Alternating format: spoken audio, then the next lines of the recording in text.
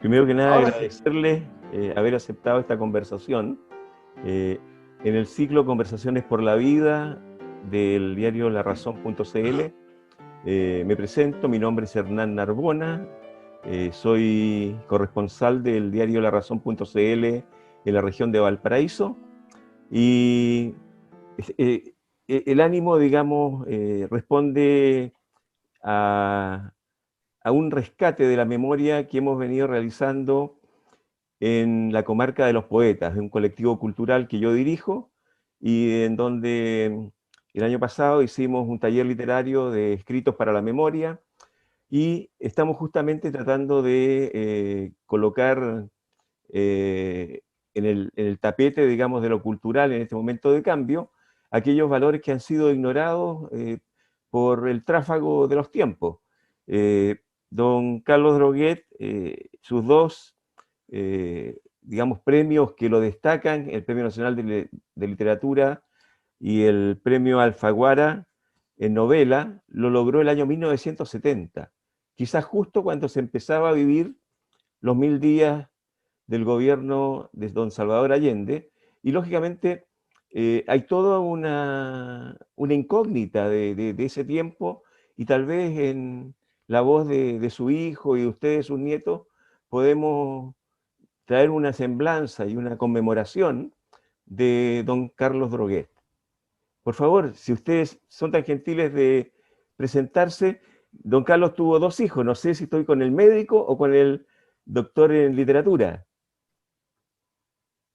No, no, con el médico, o sea, el hijo menor. El hijo menor, ya. Mi hermano está en Suiza, es doctor en literatura en la Universidad de Neuchâtel, hizo un trabajo sobre Manuel Rojas en la época. Aparte de eso, tenía un título en sociología en la Universidad Católica justo en el momento del golpe. En el momento Y del yo golpe. era médico en la Unión durante el golpe, en la Unión del Sur. Ya. Bueno, Yo soy Rebeca. Rebeca. Ah, perdón. Sí, sí, no, no.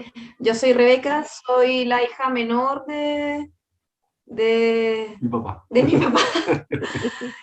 Por lo tanto, de hecho, soy la nieta menor de Claro. Carlos Droguet. Ya. Soy la nieta menor y la nieta menor y Yo soy Andrés Vergara, el marido de Rebeca. Ya. Soy como el nieto político en realidad. Nieto político, siguiendo los pasos. Bien, les cuento, este ciclo lo iniciamos el 2019, en octubre, para hacerle seguimiento al estallido social e ir viendo después todo lo que se vino después del acuerdo por la Convención Constitucional. Hemos estado encima del proceso constituyente y, como les digo, desde el punto de vista literario, yo soy periodista y poeta, y en la fase literaria me interesa mucho reivindicar a los escritores ignorados. Yo sé que don Carlos Droguet estuvo en Suiza del año 76, ¿verdad?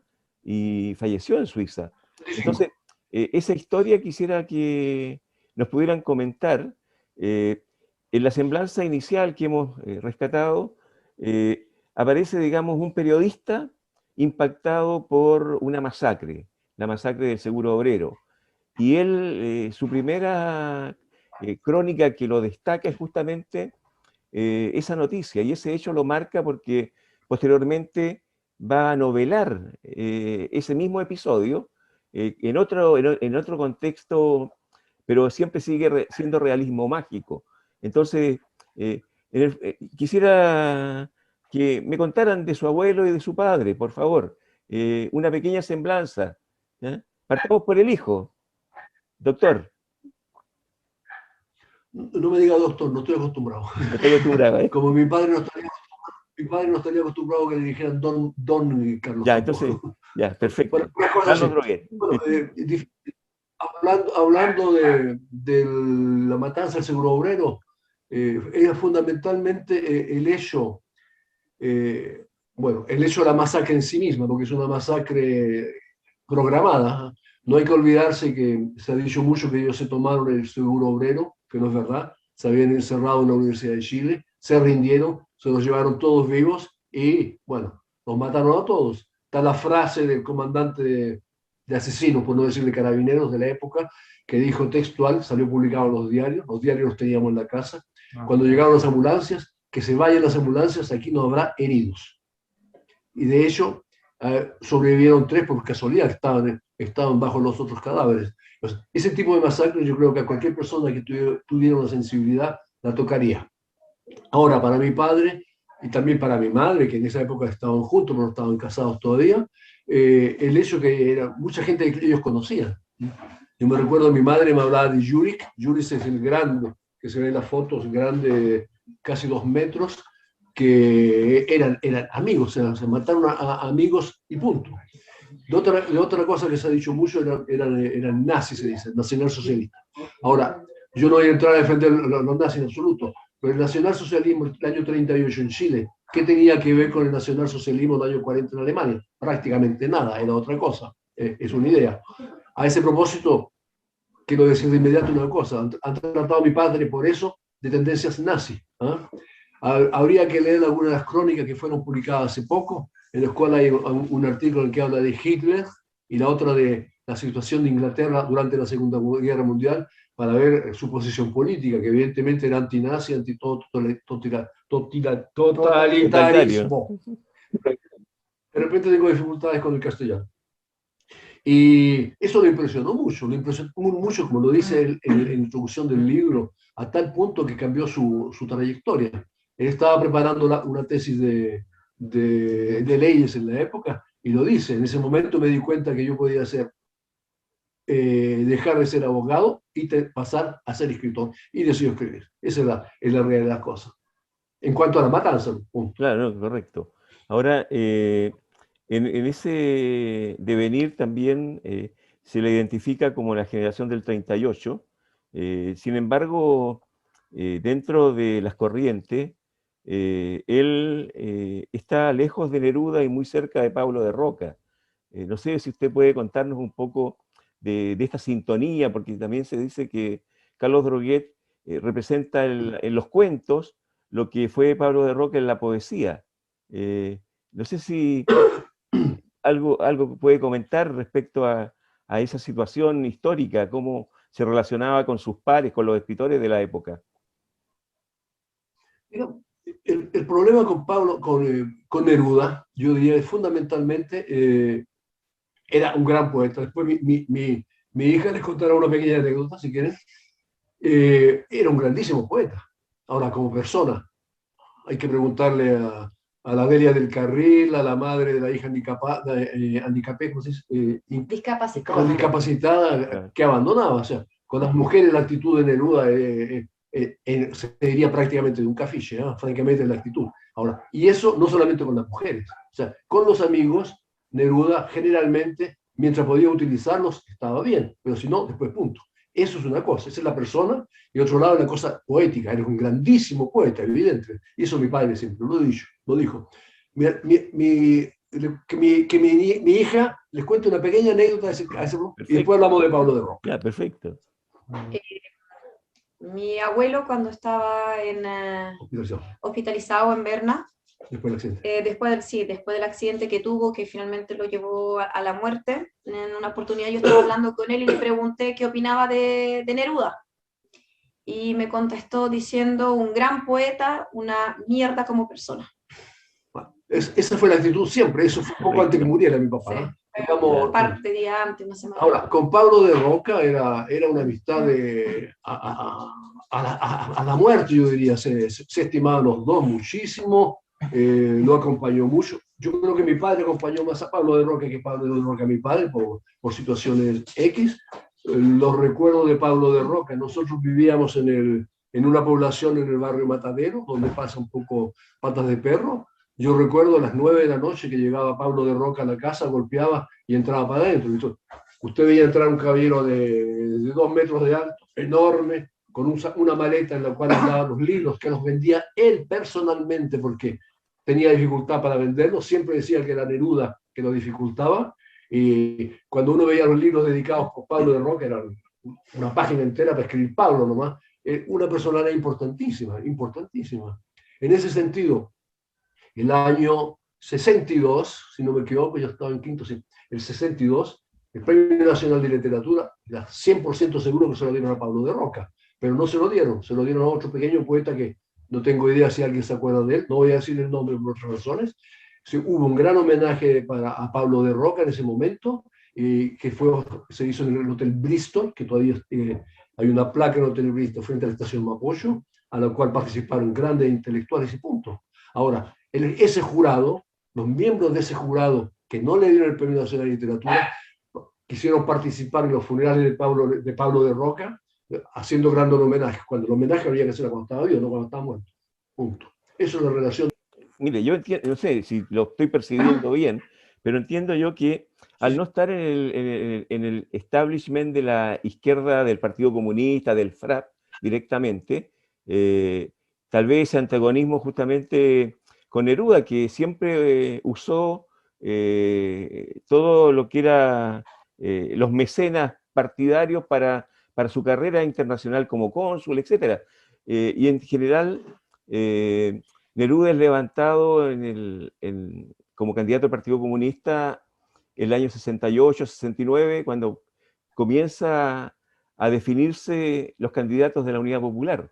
En ese momento, yo percibo que Carlos Droguet, con toda la importancia que tenía en las letras, en el periodismo, como que se le marginó, o sea, se repite esa tendencia excluyente de ciertos sectores que son, que se practicó en la transición política con los disidentes, con los críticos a este periodo de transición. Pienso que, no sé si me equivoque, ¿cuál es la percepción de usted? ¿Por qué tan aislado, digamos, del proceso mismo en términos de figuración, con toda la historia que tenía encima? Solamente ese Premio Nacional de Literatura el año 70. Cuando usted me habla de la marginalización de mi padre, muchas cosas era que lo marginaban a él, que no lo invitaban a participar a cosas. Ahora, se podría decir, ¿por qué no entró a un partido político? Porque no habría aceptado que el partido político le diga, hay que decir 5 cuando son 10. Eso no lo habría aceptado nunca. Cosa que otros, por no decir Neruda, lo habría aceptado, porque era en su conveniencia. ¿Ah? Eso es una cosa importante. A tal punto que un periodista me contactó y me hizo la pregunta si había participado en el gobierno de Allende con cargos oficiales. Mi padre nunca tuvo un cargo oficial durante el gobierno de Allende. Y le puedo decir que durante el gobierno de Allende hubieron partidos políticos, para no decir 2 partidos políticos, que contactaron a mi padre ofreciéndole un puesto relativamente importante en el gobierno, en lo cultural por supuesto, pero con una condición. ¿Y cuál era la condición? Que entrara al partido político. Y mi padre le dijo, no, en esa condición yo no acepto, punto. O sea, es evidente esa situación, eso es evidente. Por lo demás, puedo decirle que cuando mi padre estaba en el exilio, entró al Partido Comunista francés.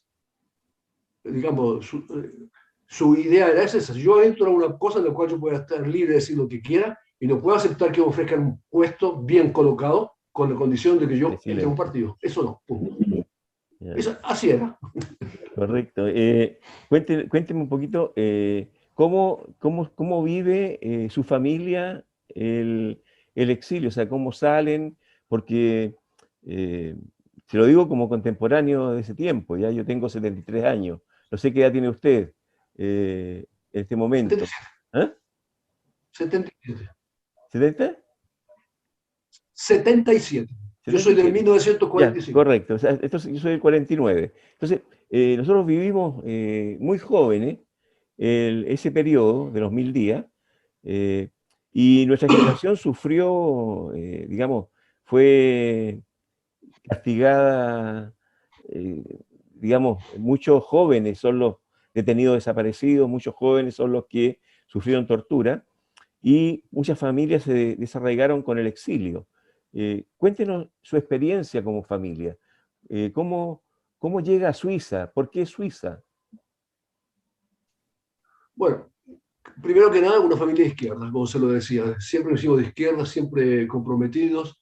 Mi padre era vicepresidente del Instituto Cubano de Cultura, había estado invitado muchas veces a Cuba, siempre manifestó la gran admiración por la Revolución Cubana, entre otros el Che Guevara, etcétera, etcétera. Tenía una gran admiración por Allende. Antes de su muerte y después de su muerte, esa admiración creció mucho. Mi hermano trabajaba en la Universidad Católica en sociología, bien comprometido también en las cosas populares, había sido seminarista en la época, y yo trabajaba como médico egresado, entre comillas, de la Universidad Católica, pero de los que nos tomamos la universidad el año 67 con el mercurio chileno, el mercurio miente, siempre bien comprometido. Ahora, el golpe nos tocó a todos de una manera y otra, que sea mi padre, mi madre, mis hermanos y punto. Yo estuve preso en la cárcel de Valdivia, que está en la Isla Teja. Isla Teja era un barrio de Valdivia, no era una isla como Dawson o cosas así, y punto. Después, cuando me liberaron, viajé una vez a Santiago y ahí me habían tomado preso 2 veces, me advirtieron que me tomaban preso por 3ª vez, cuando volviera a la Unión, y tuve que salir rápidamente. ¿Por qué Suiza? Por una razón muy simple, porque mi hermano estaba casado con una ciudadana suiza. Ciudadana suiza que trabajaba en la Universidad de Arica. Y era una suiza típica, o sea, 1,80 m, rubia, etcétera, etcétera. Y que más encima era el porte estandarte de la Unidad Popular en todas las manifestaciones. Entonces, en Arica, una gringa así, todo el mundo la buscaba en Arica, pero estaba en Santiago y pudo salir sin problema. Por eso es Suiza, digamos. Ellos se fueron a Suiza. En Suiza existe lo que se llama el reagrupamiento familiar. En ese sentido, Suiza. Y mi padre, por la misma razón, en Suiza. Ahora ellos se fueron cuando, lo hemos dicho varias veces, alguien dijo que no se creía mucho eso, porque el MIR le dijo que tenía que irse, lo estaban buscando. No, que lo estaban buscando porque estaba en peligro. Mi padre trabajó mucho en la Vicaría de la Solidaridad, con el abogado Marcos Dufault, que era alguien que no era de la Unidad Popular, del Partido Radical, y que tuvo que irse a Estados Unidos también.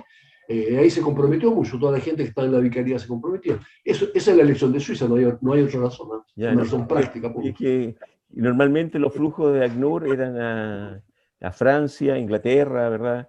En general, yo tengo un compañero de curso que también se fue a Suiza, pero también era como excepcional dentro. La colectividad chilena no debe haber sido muy grande en Suiza, pienso. No era mucho, sobre todo que Suiza estaba cerrado, no abría las puertas a nadie. Yeah. Ahora, yo estuve un tiempo en Buenos Aires y recorriendo todas las embajadas, ninguna nos recibía, ninguna, cero. La única que se abrió mucho fue la embajada de Rumania en la época. Muchos chilenos de Buenos Aires que viajaban a Rumania. Después hubo un cambio de gobierno en Inglaterra y ahí empezaron a aceptar. Cuando yo llegué a Suiza, recibí un mensaje de la embajada de Inglaterra que me decían que yo podía irme a Inglaterra. Pero cuando fui a la embajada me dijeron, usted está aquí en Suiza, este puesto se lo podemos dar a alguien que está en Argentina. Y evidentemente no había elección, ¿no? O sea, era tonto que me fuera a Inglaterra si yo estaba a salvo, entre comillas, en Suiza. Así otra persona podía irse. Nunca Carlos Droguet, digamos, soñó con el retorno a Chile. ¿Él lo decidió conscientemente, así ya asentarse en Europa? ¿O fue que no hubo ninguna facilidad del lado chileno como para traerlo de vuelta? O sea, siempre hacen esa pregunta, si él quiso volver a Chile. Él sí quería volver a Chile, pero no iba a volver nunca mientras estuviera Pinochet al mando del gobierno. De hecho, él volvió a Chile a fines del año 98, sus cenizas volvieron a Chile con su esposa, y en ese momento Pinochet estaba detenido en Londres. O sea, se cumplió su deseo de no volver a Chile mientras estuviera Pinochet acá. Yeah. No sé si respondo a tu pregunta. No, sí responde, porque es que normalmente en el exilio todos vivían con la maleta lista, digamos, para tratar de volver lo antes posible, pero también la decisión de quedarse, a lo mejor tuvo que ver con la labor que estaba cumpliendo allá. O sea, en ese periodo, digamos, él escribe, la mayor parte de sus obras son escritas allá, digamos, en Europa, pero siempre arraigadas y desarrolladas en Chile. O sea, toda su temática es con nosotros, digamos, con los chilenos. Cuéntenos un poquito de ese largo periodo, digamos, porque no fueron 16 años, fueron prácticamente todo el resto de su vida, calculando unos 22 años, ¿verdad? Que él alcanzó a... ¿no? Claro. Entonces, lo que hablar, el exilio de los chilenos en general es un poco difícil. Yo creo que muchos partían pensando que podíamos volver rápido. Ahora, cuando uno se instala allá, yo creo que el caso de mi padre es más fácil porque tenía más edad, tenía más o menos un poco más joven que la edad que yo tengo en estos momentos. Una vez que se instala allá y viendo que, como decía, yo no vuelvo mientras Pinochet está ahí. El tiempo pasaba, Pinochet está allá. Ahora, evidentemente, para él, ¿qué es lo que tenía que hacer? Lo que hacía siempre, escribir. Ahora, escribía todos los días regularmente, sin ningún problema. Al mismo tiempo tenía contacto con gente. A veces telefoneaba a amigos, escritores que estaban aquí. No le voy a decir el nombre de uno que era Premio Nacional de Literatura y que mi padre lo llamó en varias ocasiones. No contestaba el teléfono, contestaba a su mujer. Y él se negaba a venir a hablar por teléfono, estando en Chile. Es normal, tenía miedo de que pudiera pasar algo. En esas condiciones prácticamente mi padre no tenía ninguna posibilidad. Si hubiera querido venir, él mismo lo decía, si voy allá, ¿qué es lo que hago? No puedo hablar, no puedo escribir, no puedo nada. Punto. En El Europa, lo decía, nosotros lo dejamos. ¿trabajó en algún periódico? ¿Mantuvo columnas en Europa? ¿Hizo periodismo o solamente literatura? No, no hizo periodismo, hizo literatura. Estando en Europa salieron traducciones de él, y si no, publicó varias cosas en Palma de Mallorca, en una publicación literaria que tenía un gran amigo de él, que es era Camilo José Cela, premio Nobel del año 89, si no me equivoco. Eran muy amigos, se conocieron allá en los años 64, algo así. Hubo un congreso de literatura en Chile y que Camilo José la participó también. En eso publicó mucho, viajaba mucho a Francia a buscar personas. En Francia se contactaba mucho con don Rafael Gumucio,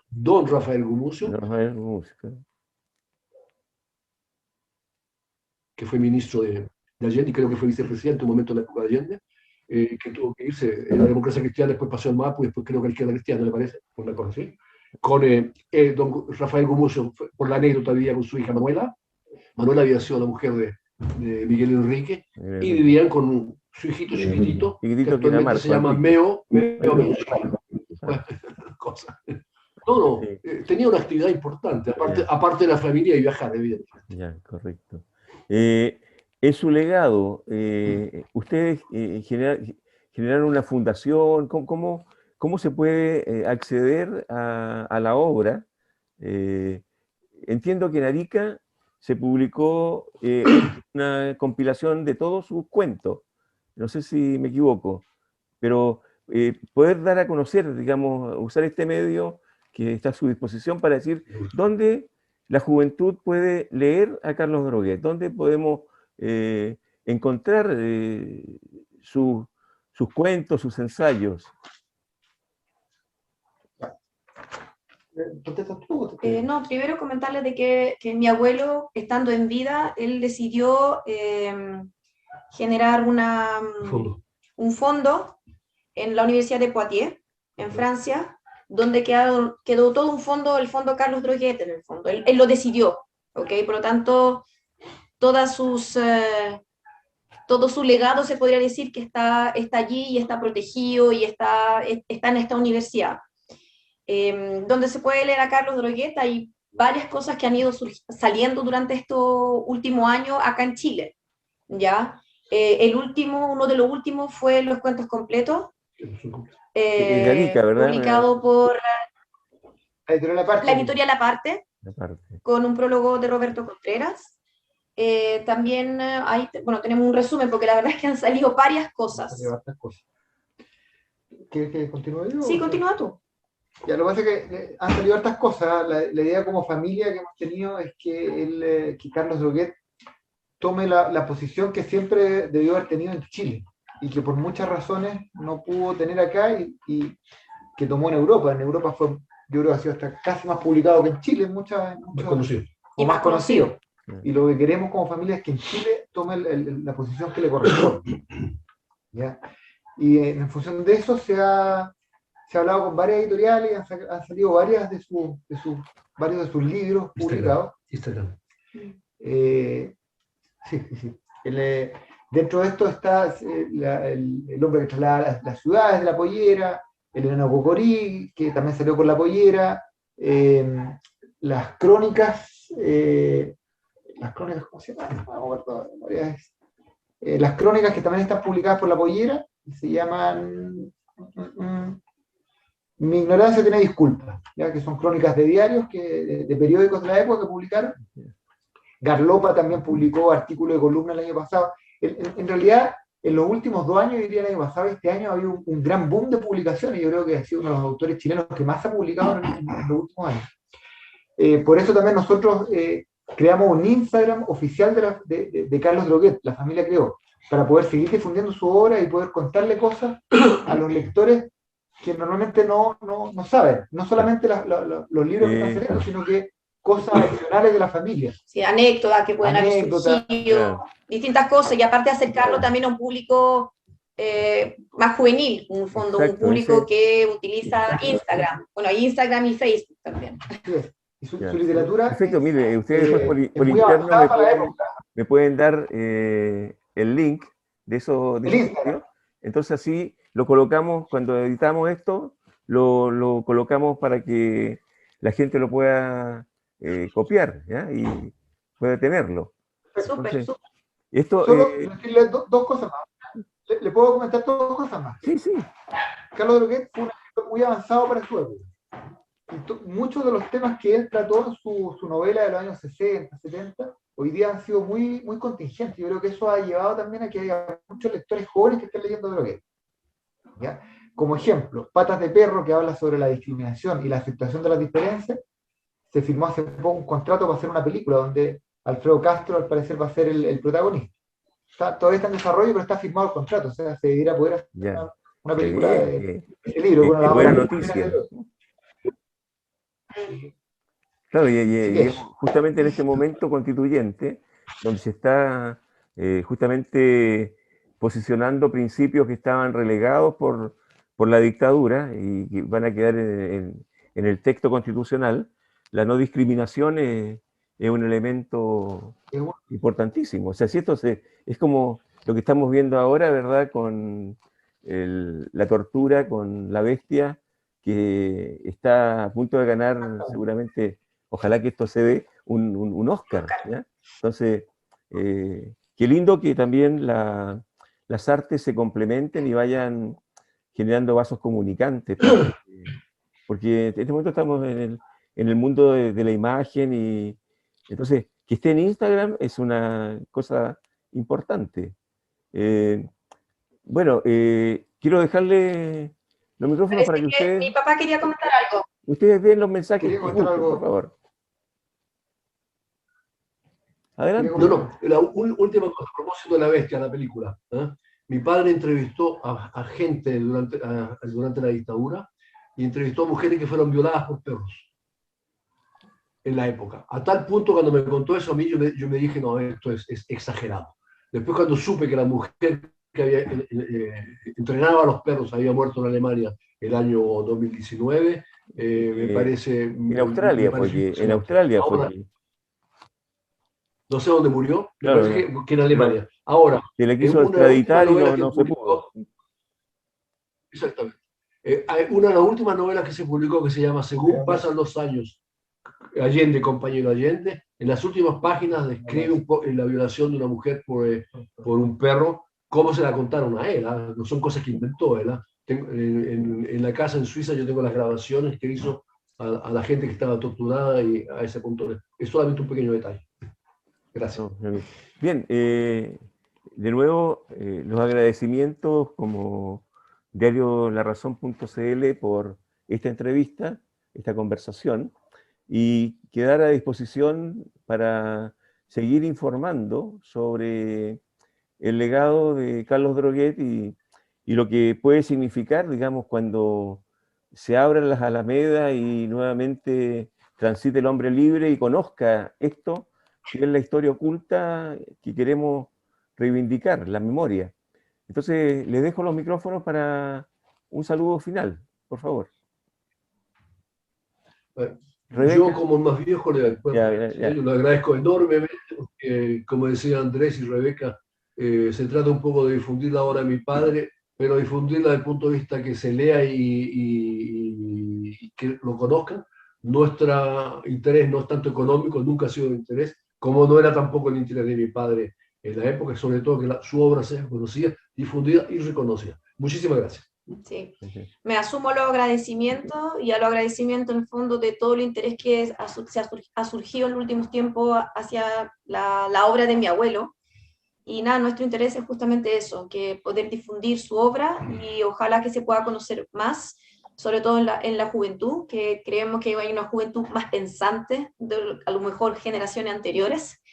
Y yo creo que ahí mi abuelo puede aportar bastante, como dijo Andrés, que su temática, a pesar de haber sido que lo haya escrito en los años 60 o 50, el día de hoy son muy vigentes. Así que muchas gracias. Yo agradecer la posibilidad de poder conversar un poco sobre el abuelo de mi señora, que es un personaje muy... El bisabuelo de uno mientras va leyendo. Exacto. No tenemos hijos, ya tiene... Es un personaje muy interesante, en la medida que va leyendo, va descubriendo, se va enamorando un poco de su literatura. Entonces yo los invito a leerlo. Yo siempre cuando hacemos publicaciones, terminamos a seguir leyendo Droguet. Entonces queremos terminar así, ¿o no? Muchas gracias. Buenas noches, chao. Les mandamos el Instagram oficial después. Por mail se lo mando. Por mail, claro. En Facebook.